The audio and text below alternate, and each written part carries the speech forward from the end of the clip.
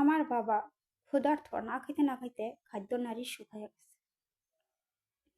একদিন না পাইরা আমার বাবা, আমার বড় জেঠি, তার মসজিদ আছে, আমার জেঠা মসজিদে আজান দেয়, নিজের জায়গায় মসজিদ, আমার জেঠির কাছে গিয়া বলল, ভাবি আমার একটা মুরগির বাচ্চা দিবা, আমার না মুরগির মাংস দিয়ে ভাত খেতে খুব ইচ্ছা করতেছে। কিন্তু আমার জেঠি একটা মুরগির ডিম দিল, একটা মুরগি আর দিল না আমার বাবার হাতে। তখন আমার বাবা এই ডিমটা নিয়ে আসা আমার চাচাতো বোন শিরিনা, আমার চাচাতো বোনের নামও শিরিনা, আমার সৎ মায়ের নামও শিরিনা, আমার চাচাতো বোন শিরিনকে বললো, শিরিন রে এই ডিমটা পাইজা আমারে এবং আমার ছোট দুই সন্তান রে দে। তখন ঘরে ভাত নাই, কি করবে?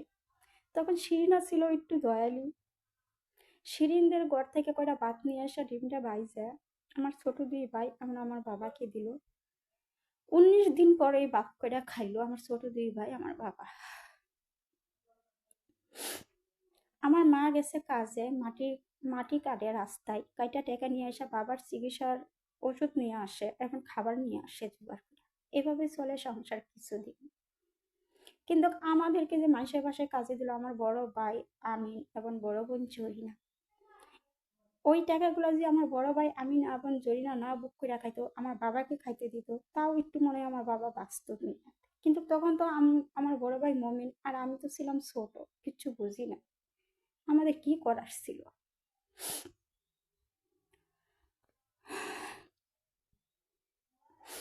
তারপরে এভাবে আবার কিছুদিন গেল না খাওয়া। আমার ছোট দুই ভাই পেটের ক্ষুধা যন্ত্রণা, আমার বাবা পেটের মধ্যে গামছা বাঁধা রাখলো। আমার ছোট দুই ভাই পেটের ক্ষুধা, এক গ্লাস পানিও ওদের সামর্থ্য নাই যে বুড়ায় খাবে, কারণ ওরা 1.5 বছরের বাচ্চা, একটা 1.5 বছর একটা আঙ্ক করে, কি করবে? আমাদের ঘরের পিছনে একটা পুকুর ছিল, সেই পুকুরের পানি গিয়ে আমার ছোট ভাই, যেটার বয়স 1.5 বছর, পুকুর থেকে এক গ্লাস পানি উঠে নিয়ে আসা আমার ছোট ভাই খাইলো এবং আমার বাবাকে খাওয়াইলো। আমার আরেকটা ছোট ভাই তাকেও খাওয়াইলো। আমার মা মানে ইট ভেঙে মারি কাইটে আয়সা দেখে আমার বাবা আমার ছোট বোন শিরিনকে বলে, শিরিন আমি একটু বাথরুমে যাব, আমাকে নিয়ে যা।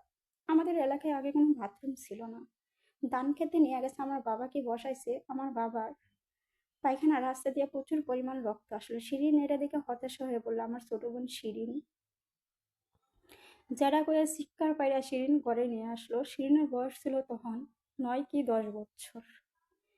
শিরিনও ছিল ছোট্ট, বুঝে নাই। তখন ঘরে নিয়ে আসছে শিরিন আমার বাবাকে দৌড়া দৌড়া, আনার পর বলতেছে, জ্যাডা আপনি কি একটু পানি খাবেন? শিরিন আমাকে একটু পানি দে।